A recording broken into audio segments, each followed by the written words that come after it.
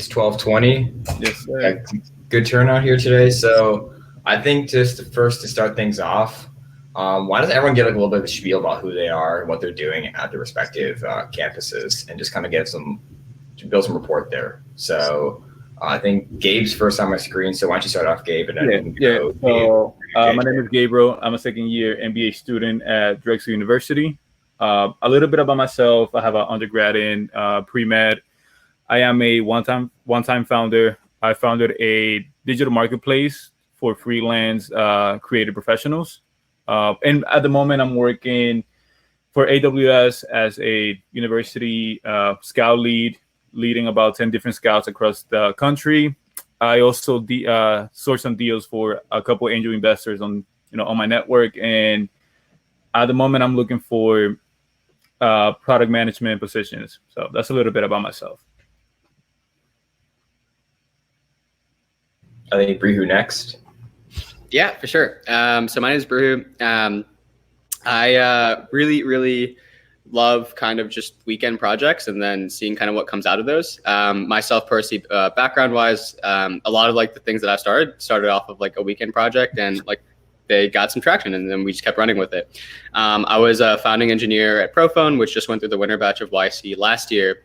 Had a really good time with them. Got to do the little bit of everything in terms of product, dev, sales. I spent a good amount of my time cold calling pressure washers and selling them sites and other things like that, but it was a great time.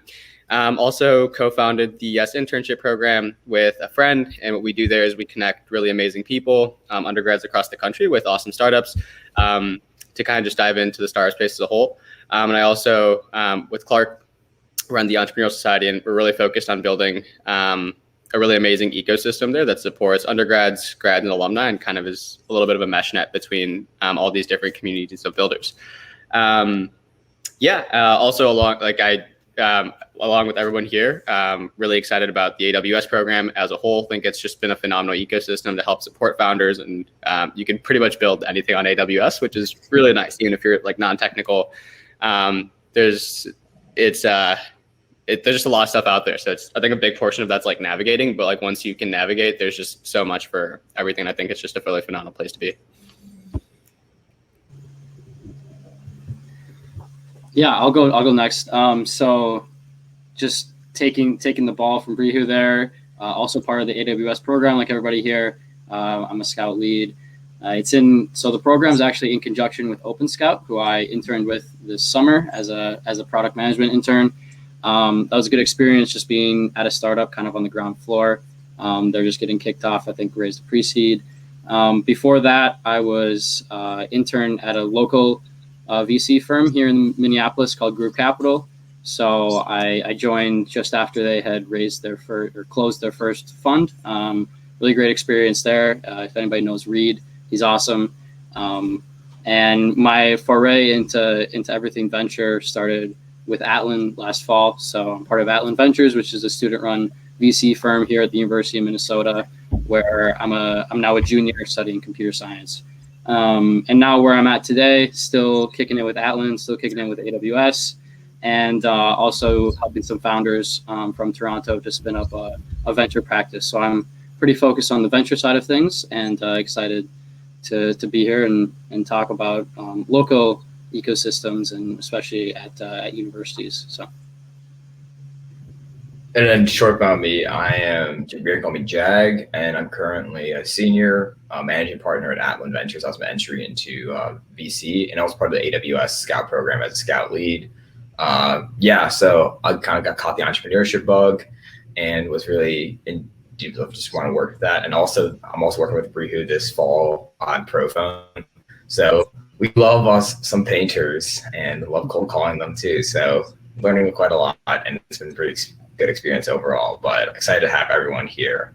So I think to start things off regarding kind of questions, why don't we do this? Like, start off with like, what are some resources you provide to students on campus who are trying to start an idea and want to help like scale to the next level? Yeah. Sorry, Gabe, you go ahead. You got to be who. I'll go after you. Gabe, your audio is not working. I think I heard him.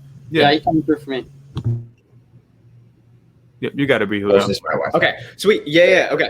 I think so. I actually been thinking about this a lot, but I think for us, like, really want to focus on two things. I think the first one is especially on Yale's campus. I think there's a lot of really cool people building stuff, but then there's not a lot of communication between those people. And so the place that I think that really helps is creating spaces and essentially allowing people to understand that there's so many other builders out there that are like in the same class that are doing it right now. Because I think once you can kind of create a mindset where it's like everyone around me is building something, you're really interested in also wanting to build something. And so I think a lot of what the West Coast and a lot of schools there really succeed with is like you come in and everyone's building something. So that's what you naturally want to go to. I think Yale's campus is very heavy with like consulting and investment banking. And so it's like, you feel like everyone else is doing that. So as a first year, you come in and like you want to do that.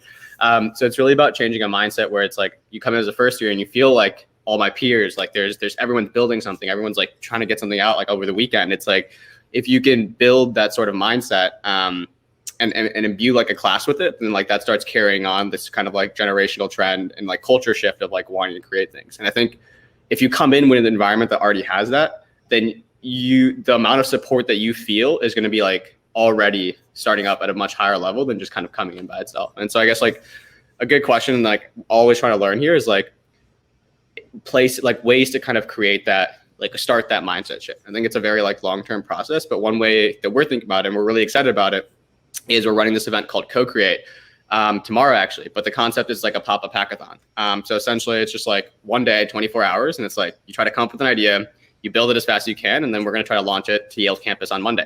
But it's just this concept of like building fast and like understand that you can build like an idea really quickly, and then if you get some traction, now you have something to work with. And it's like worst comes to worst, you've sunk a weekend into it, and it's been a worthwhile venture. But creating spaces for people to do that is something we're really excited about, and I think helps get people in that loop. That's great. So at Drexel, where I go right now for my MBA, but also at Temple, one of the things that I realized is that we have a lot of talented people that got the skills and the ideas that they need to build, a company, to build software, to build a product, right? But one of the things that I realized that we don't have is that communication, just like Bree who said. Sometimes I find technical founders that are looking for somebody that's more business minded, whether it's somebody in marketing, somebody in sales, but they don't have that connection between the school of computer science and the school of business. So one of the things that I'm creating now at both schools actually is kind of like a top funnel that brings together the 17 colleges at Temple and the 15 colleges at Drexel into one specific website or space that I'm able to connect different people with different skills, right? And just because I feel like building connections and matching people with the skills that they need in order to succeed is a big part of entrepreneurship, right? And that's one of the things that I'm helping to provide right now, just because our School of Entrepreneurship only accepts people that have an idea, get some traction, you apply for the incubator, and that's it. But what about all the other people that have amazing ideas that just need that extra help to kind of scale up and move on to the next like phase? That's where I'm coming in right now and kind of building that big network of people, but also resources. And one of the things that I'm doing to provide them with that is using my network at AWS, but also the different resources that I'm providing through that. Just because me as a founder, I didn't have access to any of that. So now that I do have it, I want to, pass it on forward and provide all these people with amazing ideas, with the resources and the people that they need. That's dope, Gib. So for me at the University of Minnesota, one thing I've been focused on is trying to get in at the ground floor. So going to the club meetings that are going on this past week. Went to an entrepreneurship club meeting. There's this new club being popped up at the U called the Blockchain Club, and there's just some awesome people there who want to build and who are looking to like have resources to do so. So I think providing them with those resources is really important. So like, how do you do that? Well, one of the ways is obviously through AWS, being able to give out $1,000 to anybody with some type of business idea who needs that technical support. I think another way is just like showing you care. A lot of times, like Bria was saying, it's a lot about mindset, right? And being able to give them some belief capital can be even more powerful than, I don't know if you're able to give them $1,000 or whatever, but giving your time and your energy is really important, especially for people who are early in their journey. One other thing that I've been working on with a bunch of other really awesome people is the College Ventures Network. So we're trying to aggregate a lot of resources, and it's being built right now, so not quite available. But aggregate all these resources for both people interested in getting into venture capital and also those interested in obviously creating their own companies. Like getting all those resources into one spot, I think curation is a big opportunity right now. There's so much out there. YC has great information. 500 Startups has their own Techstars, and all of these other like blog posts and stuff like that. Paul Graham. I think when you're starting out, it can be a bit intimidating to know who to listen to because you don't want to waste your time. And then that activation energy is just hard to get over. So we're trying to solve that by being more of a curation resource. And I think that's important going forward. Unfortunately, it looks like Jag's dropped off a bit here. I think we could try and move on. He gave us a bit of a schedule beforehand. So maybe I'll just throw a question to you guys. What have you noticed are ways for students to get involved with opportunities to help entrepreneurs on campus? So maybe not to start companies, but to help others start theirs. So on my campus, actually, we are doing this thing where at the beginning of each year, we go around the city of Philadelphia, whether it's West Philadelphia, South Philly, or North Philly, and look for people that are building their own companies at the moment that are not students, create like a master database. And then once the quarter starts, which started this week, we send it out to students in the CCI, which is the computer science school of entrepreneurship and school of business. And we offer them with a way to kind of get involved in, helping those people build their companies as consultants. So, you learn, corporate finance or, new product launch and development the quarter before or the semester before. And now we want you to kind of go out there and help out these entrepreneurs by applying the information or the knowledge that you gain. They meet once or twice a week, 2-hour meeting, and they discuss about, the business needs and how these like students, whether undergrad or grad students, are able to help them out. And that's a good way to kind of get students, interested in entrepreneurship and get involved in the ecosystem. And that's a good way, I think, to kind of get experience for them and apply what they're learning. So that's what we're doing on my campus right now. Yeah. So for us, I think one really cool way to support is like you're always looking for really good talent. And actually that's where we started internships was like this concept of actually connecting people at the SOM or recent alum with Yale undergrad or Yale undergrad with other Yale undergrad that are maybe a little bit further ahead. So I think that's definitely one way. I think another way is like what we're really excited for is for the incubator that we're launching this year on our campus. It's like 100% peer driven. So it's focused on build like other Yale undergrads who've already kind of raised around or like doing really well to talk about something very specific. And the entire program, of course, is run by people who are just really excited about startups and kind of ecosystems as well. I do think that like those are two really good ways to normally do that. We also are kicking off like we have a VC fellow program going on. JJ probably should ask for some advice there, but as a whole, one way that we also think is a really cool way to support is like ideally these fellows will be talking with startups in the ecosystem. And then next semester, we can try get these fellows to start reaching out to alum in the VC space and essentially like create this like huge, like robust network of people who are like reaching out to alum in the VC space, have talked with a few startups on Yale's campus, and it just kind of like starts compounding on itself. So I think, yeah, there's definitely, I think like connections, actual support through like programming, and then like manpower and really good talent and culture are like 3 really good ways to support startups on campus, apart from like, yeah. Yeah, I totally agree. I think one thing about VC in general, if you're interested in that space, is just like it's a space where you can do the job before you get it. Just go out and talk to entrepreneurs, help them, and that's going to be your reputation. And then bring those deals to any and all VCs. They're always looking for deal flow. It's literally just a win-win situation for everybody involved.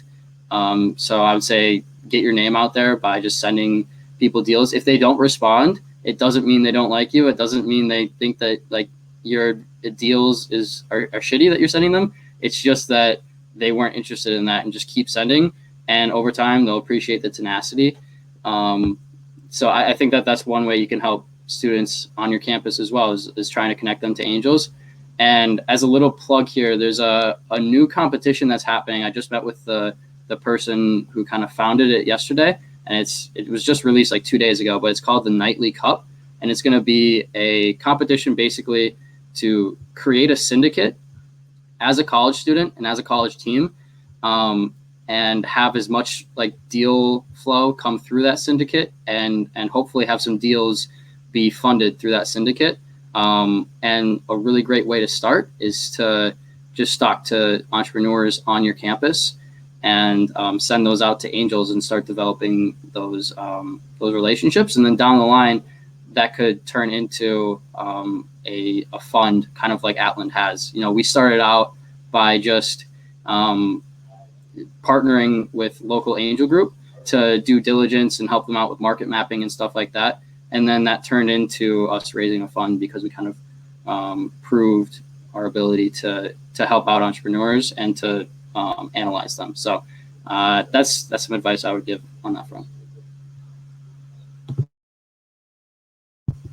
I guess I might be the one with the schedule here. Seems like Jeg's Wi-Fi just totally went down, so we'll keep kicking. But I think we're all pretty busy in general. I'm back. Oh, what's up, Jags? Yeah, my apologies on that one. So I'm glad. Hopefully everyone hold the ground straight, but I have no idea what happened to my Wi-Fi. I blame my roommates on this one. College, College Wi-Fi can do that to you. So yeah, lesson learned. But yeah, what were you guys wrapping up on? So we don't have to repeat questions again. Yeah, just talking about resource or like ways that students can get involved on campus to help out other students who are entrepreneurs.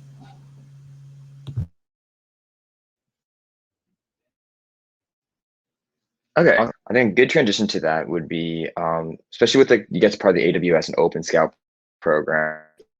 How does that help you get building out your ecosystem and like the resources that they provide?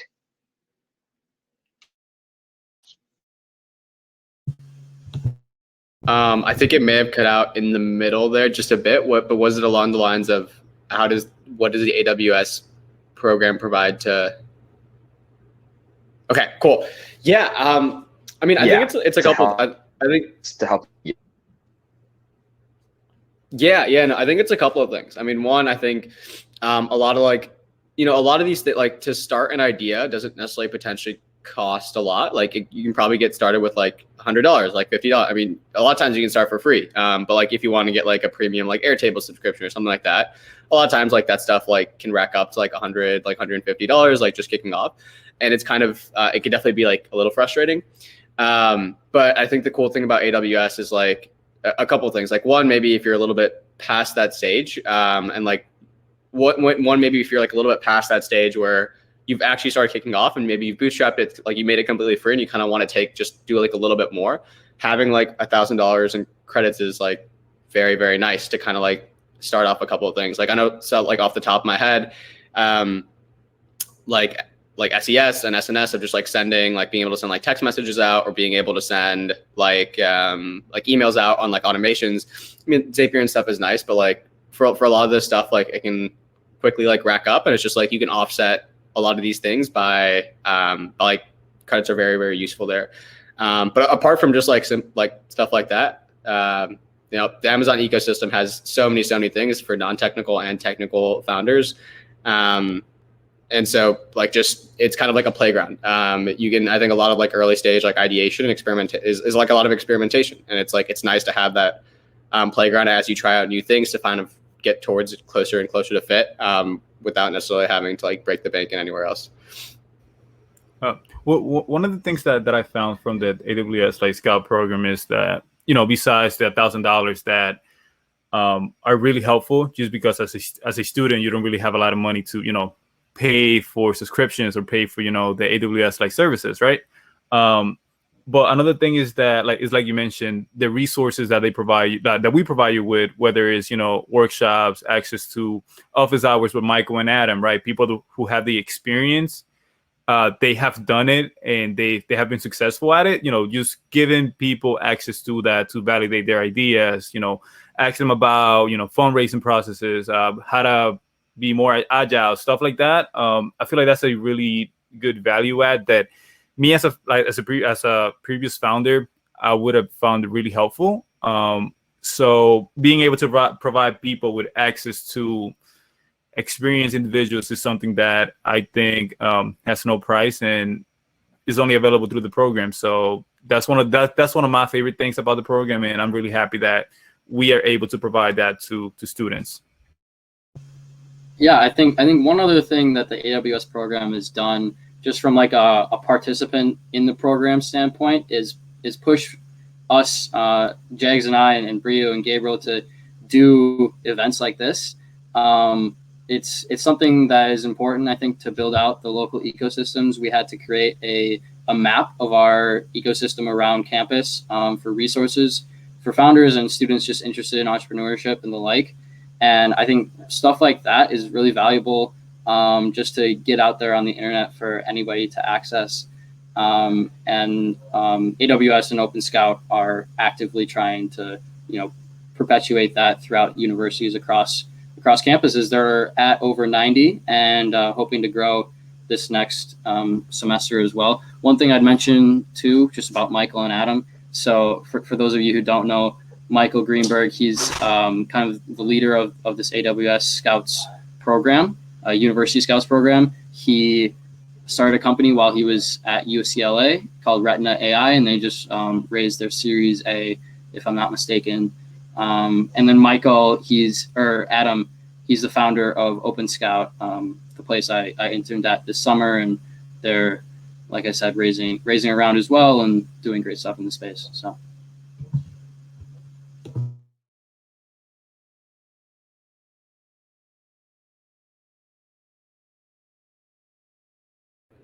I think Jag might have froze. Okay. Stop again. Okay, I have one question kind of on the docket here. So with all the stuff that we're doing,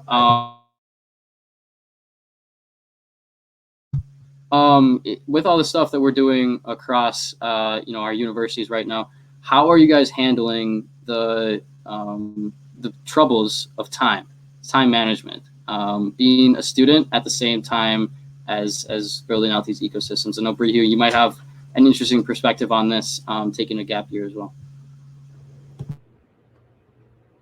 Yeah, I can offer super quick too. I think I don't know. I think it like really depends on like what you want to do after college, and I think taking a year off like really helped me figure that out. I'm not particularly compelled by like wanting to go to grad school or anything like where my GPA would potentially be a concern, and I know it's different for a lot of people, but I think like especially in terms of like if you want to do a startup after college, or if you want to work for an early stage startup after college, or even like a later stage one, I don't necessarily think like most people don't really look at GPA, but it's a lot about kind of like what you build and like what you're excited to. And especially if you're doing your own startup after college, like it's really like that matters even less. And so like for me, I think from like alignment priorities, it just like really depends like what you want to do. And I think I found for like most things where I like want to pursue after college, it's like my time is really best invested in just like places where like I'm excited about building stuff, or like organizations or like meeting people. And that's not to say like neglecting school, but it's just like after like a certain point, like I'm okay getting maybe like a B or like a B minus in like a class or something like that. And like reasoning or like it's like definitely like been like a long time for me to like rationalize that. And it's like I think it's like definitely very hard to do that. Yeah, I think like being able to say like I want to put this in front of like other things, or I want to put meeting like really cool developers in my ecosystem over like the actual those things like have gotten more like become more valuable to me than maybe like the actual like coursework. And like that's not to say like drop off. Opportunity cost, like diminishing marginal utility, totally. Right, and that's not to say like school is super important. Like it's not something to like absolutely neglect. It's just like kind of choosing like where your time goes, like when you want to stop on something and like move on to something else. I think for me, for the fact that I'm in grad school right now, I'm able to tailor my class schedule to things that I'm actually interested in. So whether it's product management or VC, but one of the things that I really found that helped me balance both, school and startups and meeting founders and, VCs is I only say yes to things that I want to do, things that really interest me. So being able to say no to other things that have nothing to do with, what I want to do, now or after college has been really, really helpful. I remember back in undergrad, I used to say yes to everything, right? And now I would find myself really struggling to balance, building my company, pitching VCs, going to classes, right? So nowadays it's just like, I only say yes to opportunities that, one, are going to help me now, but also in the future, and two, things that are really interesting for me, right? And one of the things that I do Thursdays and Fridays are usually my off days from school. Those are the days that I schedule any and all meetings when it comes to, meeting founders, doing consulting for founders, sending deal flow to VCs. So really structuring my schedule, like Ryu said, according to things that I really like and things that I'm really interested in that are going to help me later on. I found like that's the easiest way for me to balance, everything that I'm doing. So if it doesn't fit within my 5-year plans, I'll just say no to. So, yeah. How did you know when that point came, Gabe? I'm curious, as someone who's like currently saying yes to everything, like when does the optionality not become as important as your time?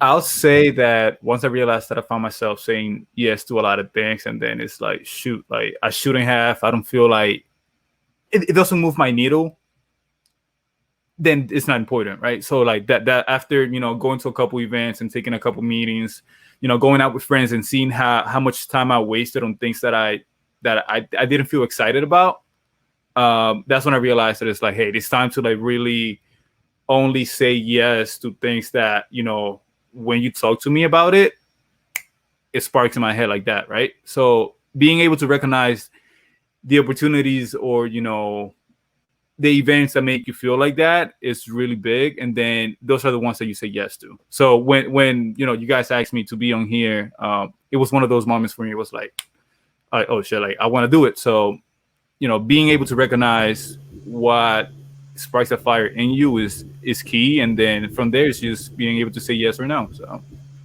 like, I feel like you feel it the more events you go to. So. Yeah. Okay. Yeah, that makes sense. I would say I'd echo everything that you guys have said.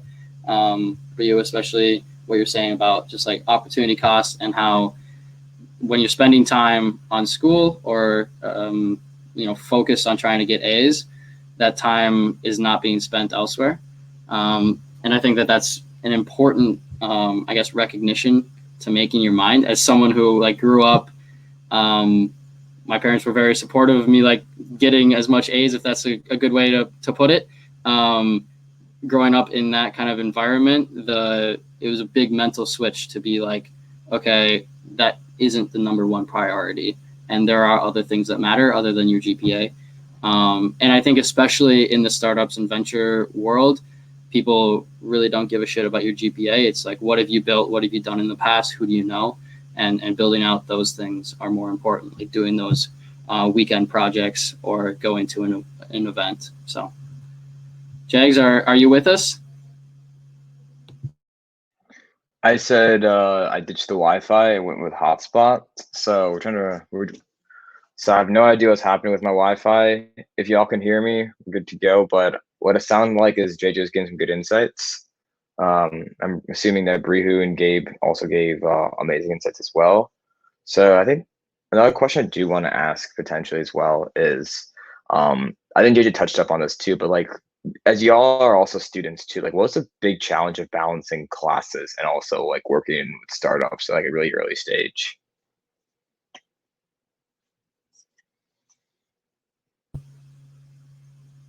I think we did kind of just cover this with the question. I basically just asked, how did you balance school and your other activities? That is the exact same question. Wow. All right. So note to self, make sure your Wi-Fi is working properly. That's good. But I would say too is like, I think for students like also wanting to partake and like all their stuff on campus, or like advice, or I'm saying more kind of like when students want to partake in a greater ecosystem for like VC or entrepreneurship, what are some mediums that you recognize have been really helpful to learn more about startups, VC, or even like try to interact with people who are in that space as well? I could take the first one on this. I think the way I see this whole space is learning by doing. You can read as many articles as you want, and I think you should, and listen to as many podcasts as you want, and I think you should, and I have. But where I've really learned and where things have really stuck is by doing. So actually going out, you can read like what a good pitch deck should look like or what you should look for in founders. But until you have a conversation with the founder, see them face to face or, over Zoom face to face, and pick up on the mannerisms, the different ways that they talk, the confidence that they exude, you're not going to be able to refine your own mental models by just reading stuff or listening to stuff. So I think, like I said before, this is a space where you really can do the job before you have it. So I think going out and actually doing that is how you learn, and then you're going to make mistakes. And the big thing is just to look back, and it's not a mistake, it's not a failure if you learn from it. So just having that mindset, I think, is super important.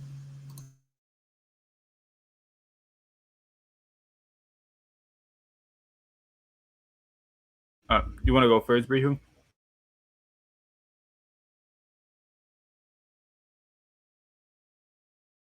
No, you can go for it.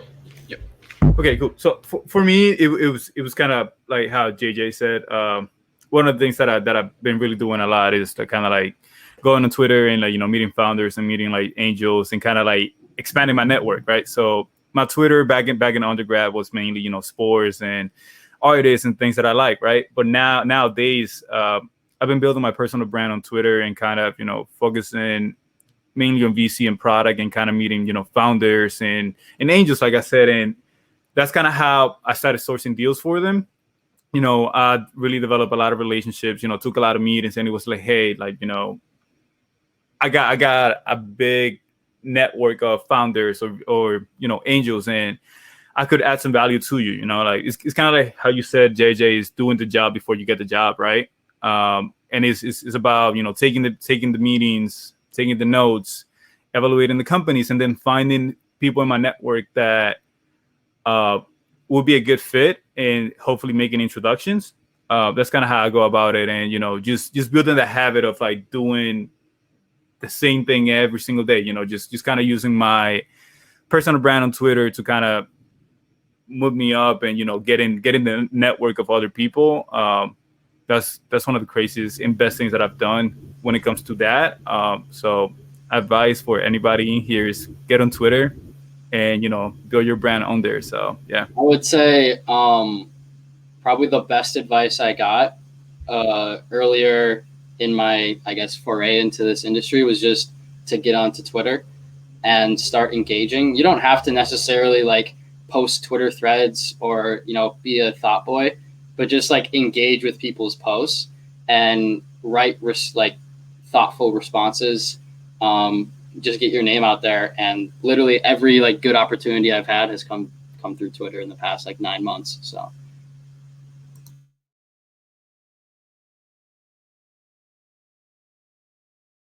Yeah. So I unfortunately have been meaning to do Twitter for a very long time, and have actually. So I guess I'm a little bit against the grain here. But what I do is I try to keep like a very close track of everyone who I've talked with, and so I have like my own Notion like table that kind of like logs and tracks like people that I come across, talk with, and I try to set out some time so tracking that internally.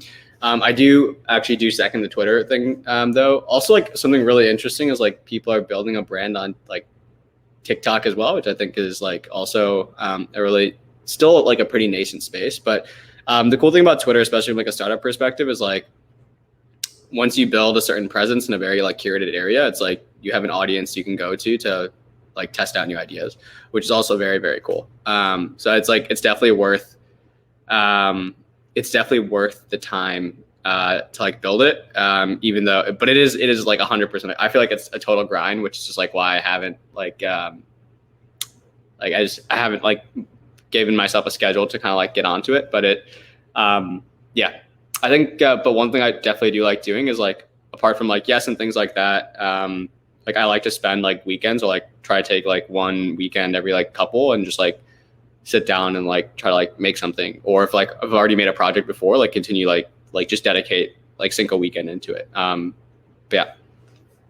Brio, do you do that with other people? Like, is it something that you kind of sit in your apartment and do, or like what's like? Yeah, it's usually so it'll be like, I mean, I have like a couple group of like friends that I think I'm like, so essentially like I have like we're currently working on like ideating like right now, and so like this weekend it's usually just with like a couple group of friends. Yeah, I also do think it's like really worth like trying to come up with ideas that could be like even like small projects that could be like really functional in like a lot of areas. So it's like for example, like one thing that like was built like on a weekend, it's like a very small project, was like a little like mass texting system with like Notion and like Twilio. Just like in general, it's just really annoying to use others, and like Zapier and no code costs a lot of money. But it's like really cross-functional, because it's like if you have it of your own, like you can use it for like a lot of your projects. It's really buggy right now, but like as a whole, just like super quick things like that, but it can also become like a product in and of itself. Notion has a really great community. So it's like, don't necessarily think it's like a startup idea, but it's like a great like little thing to like put out there. And it's still like a very like functional project to do. We got a question in the Q&A. Awesome. Yeah. So the question is from Sungwoo Lee, and wondering like, how do you frame your initial Twitter DMs? One thing I'd say on this is it's a bit different than like an email. So a cold email, there's a lot of like content out there, I guess you could say, about how to do an effective cold email. I think some of the same principles apply though. Keep it concise and it be informal, like have a reason to be reaching out and a reason why they'd want to respond, and be concise. And those, I guess if you hit those three, I think you never have a guarantee, but you have a higher likelihood.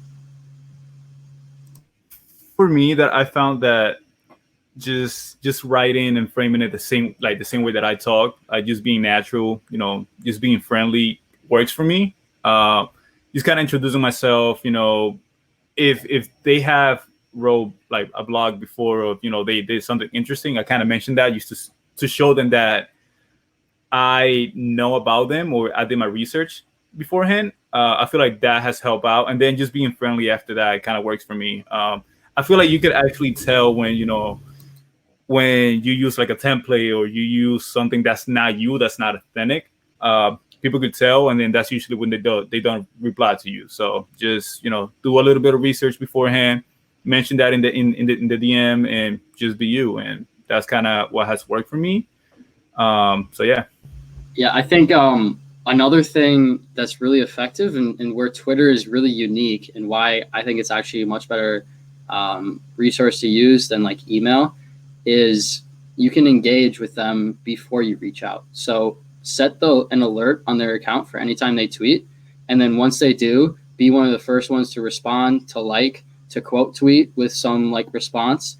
And over time, over a period of maybe like a few weeks to even a few months, they're going to get to know your name. And then when you send that DM or have that ask, where obviously you are going to, still stick to those three criteria of you're going to have an ask, but you're also going to like show them why they should interact with you and have it be concise, they're going to be much more likely to respond. And you can even do the, DM within their comments or on a quote tweet. That's how I got in touch with Harry Stebbings initially. I just quote tweeted one of his tweets and then moved over to the DMs for the communication. But I think that that's a lot more effective. One thing on that, JJ, we all know Turner from Banana Capital, the meme lore. One of the things that I found that worked with him is the fact that he shit posts and he tweets a lot of memes a lot. Being able to kind of meme back and like kind of shit post back at him really gets you on his radar. And that's what I did for him. And the first time, and ever since then, like he knows who I am on Twitter. And whenever I send a DM or an email with a deal, like he's quick at it because he knows who I am and he knows that like we kind of got the same humor. So being able to adjust the way, not the way you are, but the way you approach people based on how they tweet and how they talk definitely helps a lot. Yeah, like I can definitely attest to that too. Like I would say a lot of the relationships I've met in the VC space have been all through Twitter. So like, for example, Jonathan Chang, a well-known Gen Z VC, and basically he was like he was launching a Scout program, heard about Atlan Ventures, and we just got on Twitter, we hopped on the phone and just talked about the MBA, and now Jonathan's like one of my closest friends. Like that's crazy, like how everything on Twitter is just very much authentic. So yeah, I think especially for people wanting to learn more and break into the space, Twitter's a great spot, and it's a very much like you don't need to have everyone respond to you. You just need one person, and then doors open up.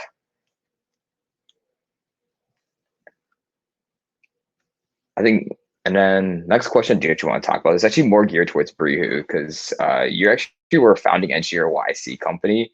So everyone's wondering like, what is like the interview process like for YC? Okay, so to be fair, I wasn't part of the interview process for Prophone, but I actually did recently go through it for a thing that we're doing with a couple, which, like I said, was a weekend project.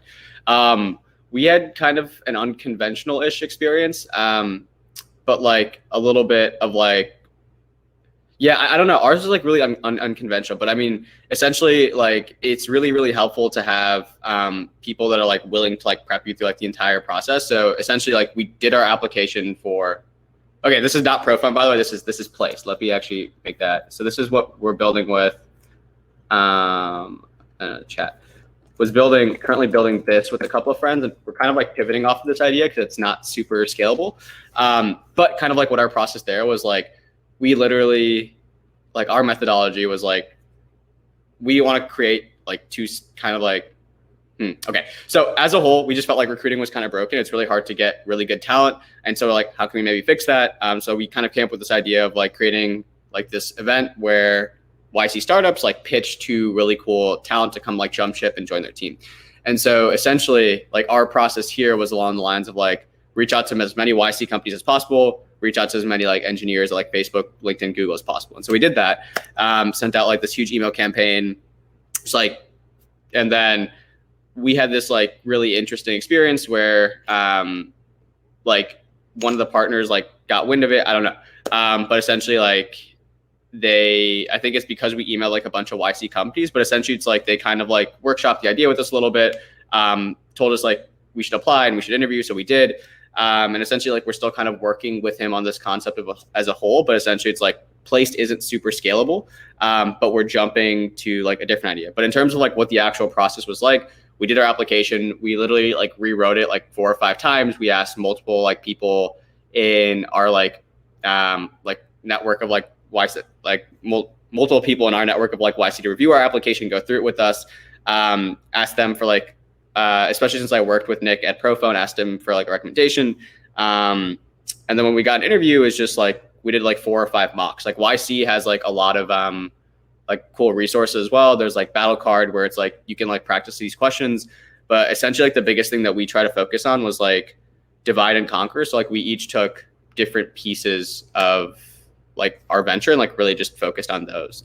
During the actual interview, it was like the partner was really nice. He did not cut us off. I think Cybol is like known for just like tearing you apart. But we had a really like nice interview, did not cut us off, kind of like dug into different pieces of our venture, but like as a whole was super smooth. I think the biggest thing that was tough for us, I mean, like we got through like all like the content of like what we were doing, but the biggest thing for us was kind of like on the commitment, like pretty much got drilled into in terms of like currently a student, like what's your commitment on this venture? And I think like that was probably the hardest part, but it's like, yeah, I think the biggest thing is like for like really tough questions, having like knowing what you're going to say. Cause I fumbled on that. Cause like, I didn't really know what to say. Yeah, I don't know. That was a really like vague answer. I'm not sure if you have like more, I was like, yeah, I had like kind of like a weird experience with YC recently, but I actually did not go through the interview process with Prophone. Okay, I mean, that's still more than like I've gone through, like a majority of people have gone through too. So, I mean, that's a good experience there too. And then I just saw another question in the Q&A. Going back to your question about Twitter, but like with other mediums. So also repeat from Sunwoo's too. So in addition to Twitter, like any other ways you found helpful to connect with people you want to in like a less transactional way? I would say meeting with people in person is the best way to do this, because then it's a lot easier to be yourself in person, I feel like, than over Zoom. I don't know if that's just me, but it's hard to have the real conversations or the, I guess, reveal more of yourself when you can't see all of the like body cues, and things are delayed like milliseconds, but those milliseconds count. So I'd say trying to be in person and meet people that way. Other than that, just being super thoughtful. I've met many people online over the past year, and the way that we've grown any type of connection has been through really thoughtful, either sending them like an article and then saying, hey, we should hop on a chat to talk about this that like they mentioned earlier, or just like that they're doing something, and then help them out in any way you can. But yeah. For me, I always look for people that. So if I find somebody that's in Philadelphia or New York City that I really want to connect with, I look for ways to see if they're attending a conference or a networking event or happy hour, right? And then I go to those places. So like same thing that I tell startups: go to where your customers are. I like to say go to where the people you want to meet is at, right? So I go there. And I leave anything business, anything that's me asking them for anything, I leave it at the door. I just go and try to build that relationship, just trying to get that person, to get to know that person as who they are, just friendly. I feel like it has worked out for me a lot. And that's actually how I met a CFO of a publicly traded company in the past couple of days. I really wanted to talk to him. I found out that he was going to this event in Philly, actually, the Science Center. And I just went, I approached him. Hey, I'm a big fan. And I just kept talking to him about, life and different things, less transactional. And I was able to get his number, his email, and we got a meeting set up for next week. So, look for people that you want to talk to and look for places that they go to frequently. And yeah, that's how you could do it.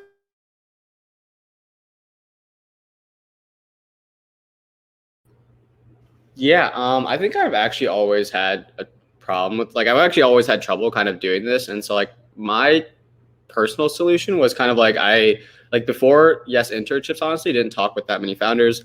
I think like if you're finding it like hard to like have these conversations, like have a reason to talk with founders or just people in general, like oftentimes it's like helpful to have like it's helpful to have like a reason. Like I don't necessarily have like a reason to talk with a lot of founders, and it's hard to do something for the sake of doing something.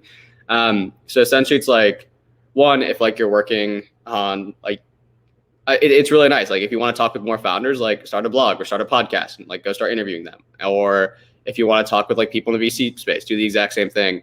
But it's really nice to have like a project to like be grounded in versus like just doing it for the sake of doing it. Or like if you really, really want to talk to founders, like just you probably could honestly like cold email like a couple of VC firms. Like I'm a really ambitious student. I really like your thesis. I think there's a lot of like students on there's a lot of startups in my alumni network and campus that would be good for this. What I'd like to do is like, do you think I can send you stuff, like send you cool startups like every like 4 or 5 days? And then if they say yes, I mean, now you can go to startups and be like, hey, I'm gonna be sending this VC firm and like every 4. So it's like you can do stuff like very quickly with just like, but I would say like it's really hard to have a conversation for myself personally without a reason. So it's like give yourself a reason to talk with these people. And there's a lot of ways that you can like create those reasons. Awesome to hear. I think I can attest that to like one thing research I've found out is really helpful for especially the VCs, just pitch book like or Crunchbase, like getting someone on LinkedIn, getting their emails, and then just discussing from there and see how many doors they can open up.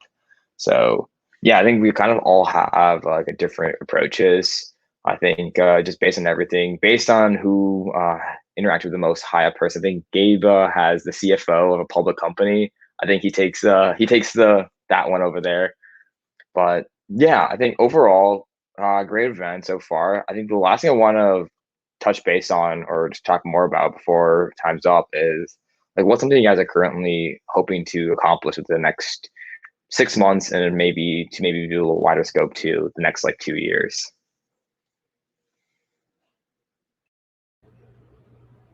Yeah, I mean, in the next 6 months, looking to find a pivot. We're looking to kind of jump to something that we think is a more scalable idea for Placed. Yeah. For me, since I'm graduating in about 5 months, I think it would be to land a product job. I've been applying to a lot of places now, but eventually in the next couple of years, I definitely want to go back into, founder mode and start building my own company again. That's one of the things that I enjoy the most. So first, get some stability, got to get the bills paid somehow and then start building. So those are my goals right there. Yeah, for me, next 6 months, try and keep my head above water in school while doing everything else. For the Bell Jar stuff, that's the founder in Toronto I'm helping spin up a venture firm with, really laying down the foundation of how we're gonna do this, and then starting to make investments out of the vehicles that we spin up would be a huge win. And then for College Ventures Network to grow that to a point where we're ready to create a conference. I think that's something we're going to be attempting to do in the spring, is a big conference for people, any student interested in entrepreneurship or venture capital. Kind of similar to the Gen Z VCs conference, but a little more student focused, I would say, rather than just Gen Z. So I think that's what I'm focused on in 6 months. 2 years. Let's see, 2 years from now, I should be graduated, I think. So who the hell knows?